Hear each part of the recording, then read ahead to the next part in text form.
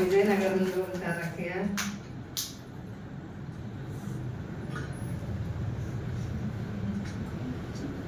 అందరికీ తెలుసు కదా, పొద్దుటూరు విజయనగరం ఇది. ఓపెనింగ్ కూడా ఇక్కడ పాత ఆత్మలు వచ్చిన్నారు. అక్కయ్య చాలా రోజులైంది ఈ సెంటర్ కట్టినాక.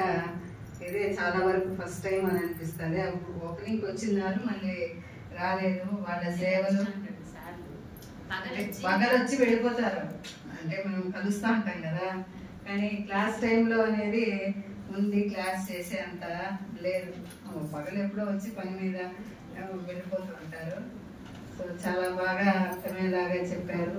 దీని ద్వారా పరివర్తన అవుతారని నేను ఆశిస్తాను. పరివర్తన అవుతాం కదా, చేతులు ఎత్తండి. పరివర్తన అవుతాము అనేవాళ్ళు, క్లాస్కి రెగ్యులర్గా వస్తాము అనేవాళ్ళు, పంచువల్గా వస్తాము, సేవలో దేహాభిమానం లేకుండా చేస్తాము. ఇది మన భాగ్యము. మనం భాగ్యం కోసం మనం వచ్చాము. బాధ్యత ఇంట్లో, ఇది భాగ్యం. బాధ్యత ఒక అరగంట ఇటు అయినా పర్వాలేదు, కానీ భాగ్యం మాత్రం ఇది ఇప్పుడే ఉండేది, మళ్ళీ దొరకదు.